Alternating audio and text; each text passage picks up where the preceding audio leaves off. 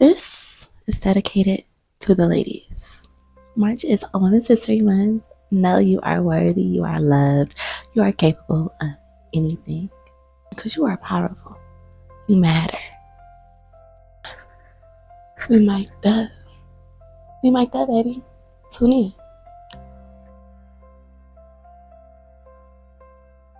What is up? Hi! I'm so glad to be here today. Wow. Welcome to another episode of Couch Conversations with Blake. I am Blake, and this is March. We're in March right now. March is Women's History Month. Okay, so today is for the ladies. I'm speaking on behalf of the ladies. Today's topic is the power of a woman, because us women, we are powerful.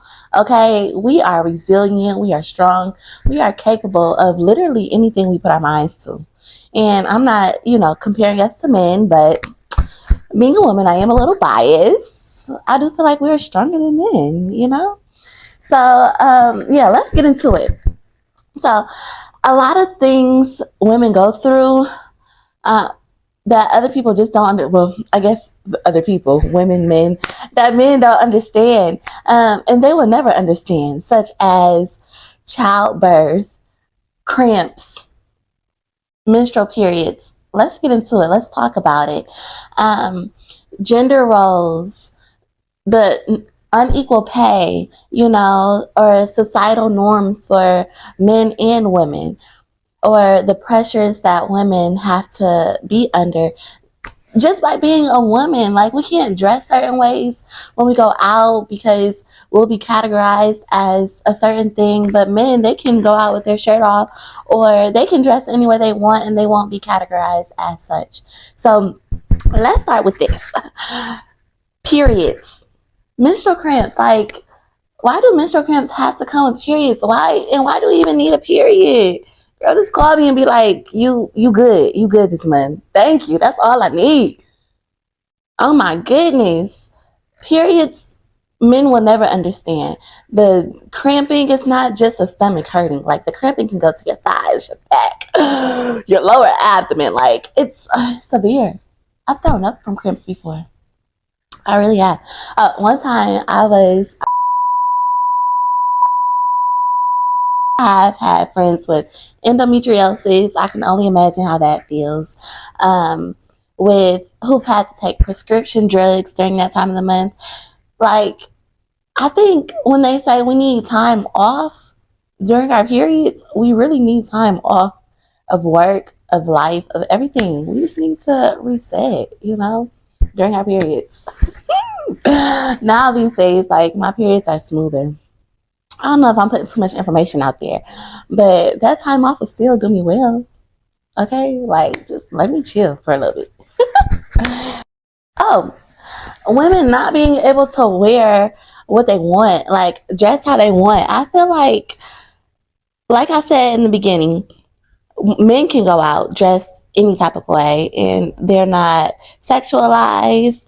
Or, we might look and be like, oh, he fine, he look cute. Okay, I see that. The little, stomach, abs, or whatever. You cute. But we not finna just like categorize you, right? Women, we go out dressed in little to nothing, automatically sexualized, categorized. And I hate when people, like, when sexual harassment happens and people are like, well, if she wasn't dressed like that, or if she wasn't doing that, then, like, they put the blame on the victim. Maybe make it make sense. It should never be the victim's fault, ever. People should be able to dress how they want, do what they want, say what they want without being categorized or sexually harassed. I wouldn't even say categorized, because people are automatically going to judge you and put you in a category once something comes out your mouth.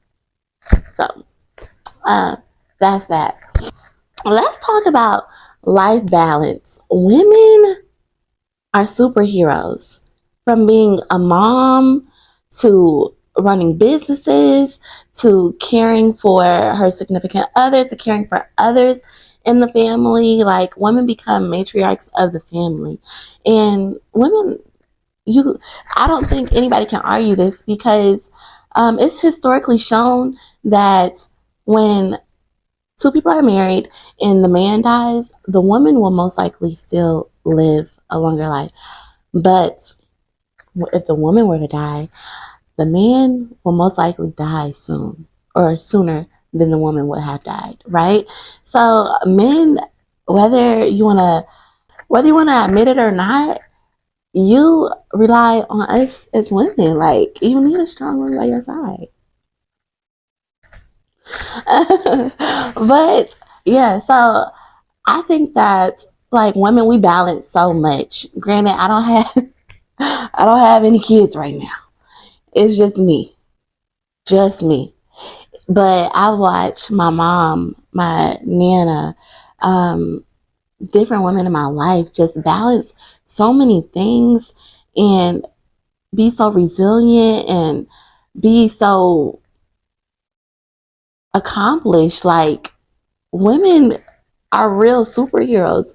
We have it in us. I don't know if it's the estrogen or what, but we can do anything we put our minds to. Just look around. Like, okay, so for example, so in history, everything was basically white male dominated, right? But now, not only women have penetrated different systems, but black women. If you see a black woman in power, like, we're a double minority. Black women in power, that means a lot. Like, they really, it wasn't just given to us. Like, we worked for it. We really had to work. Women in history have had to fight to penetrate these systems. It's so many trailblazers. Shout out to all the trailblazers, all of the women who have had an impact in history, who've paved the way for current women in today's society. We really appreciate y'all. So, yeah.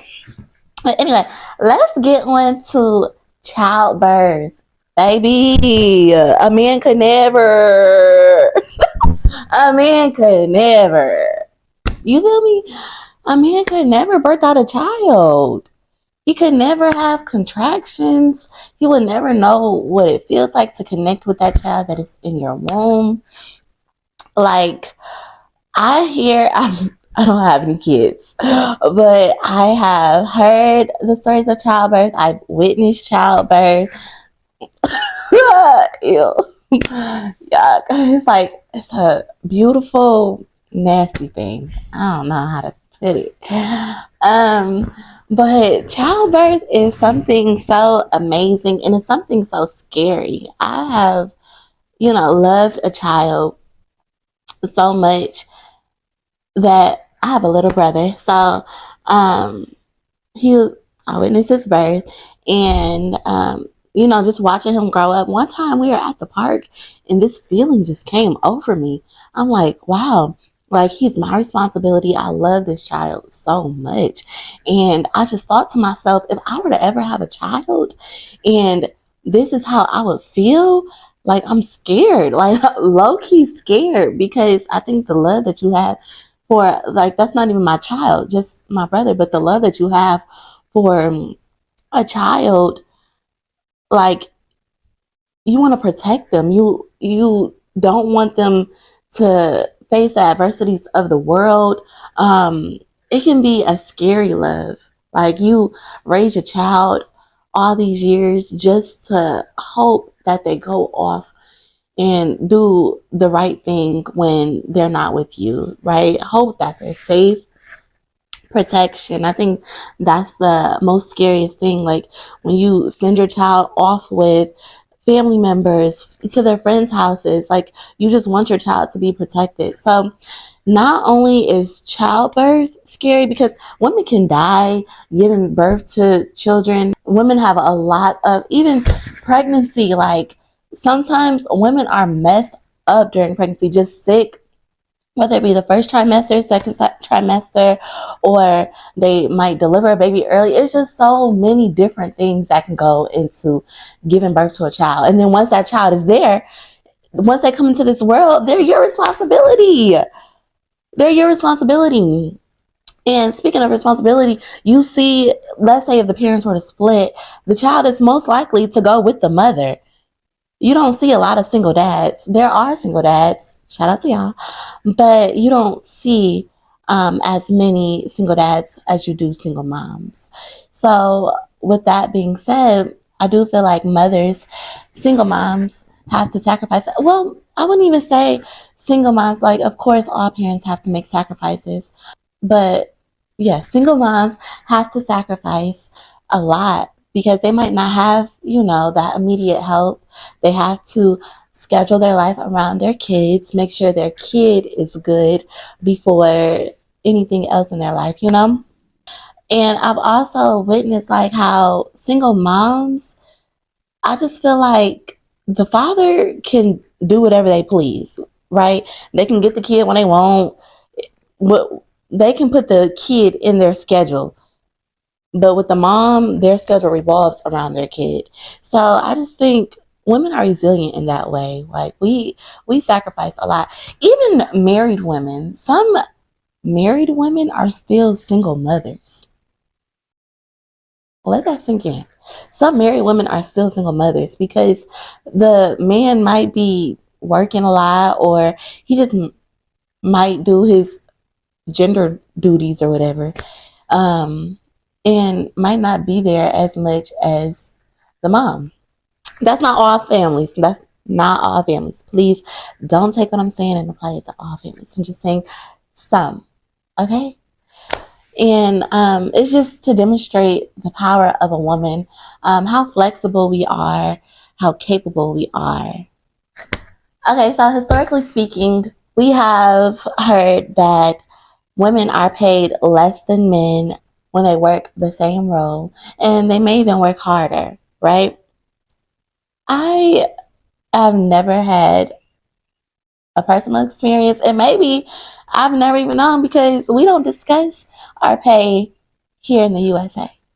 So maybe a man who has worked the same duty as me or the same task as me has been paid more. I just never knew. Crazy. So I wonder, I always wonder how a man would feel if, there were laws around what they should do with their body. Would they be okay with that? I don't think so.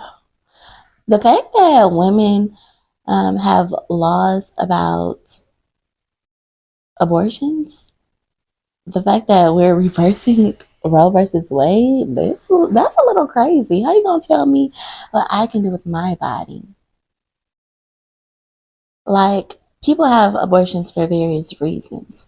Just imagine getting harassed and conceiving from that and being forced to have the baby because of the abortion laws, right?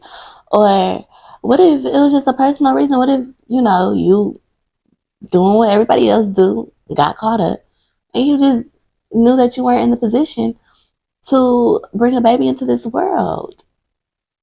Like, for the fact that you want to ban abortions, but not provide support to these kids, to these children who are growing up in environments that are not conducive to their well-being, to their growth, to their health.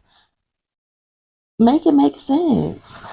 Like, if I were not in the position to bring a child into this world and I felt like I wanted to get an abortion, I should have the right to do that. I shouldn't have these laws placed against me, right? Because some people don't find out they're pregnant until a certain amount of weeks.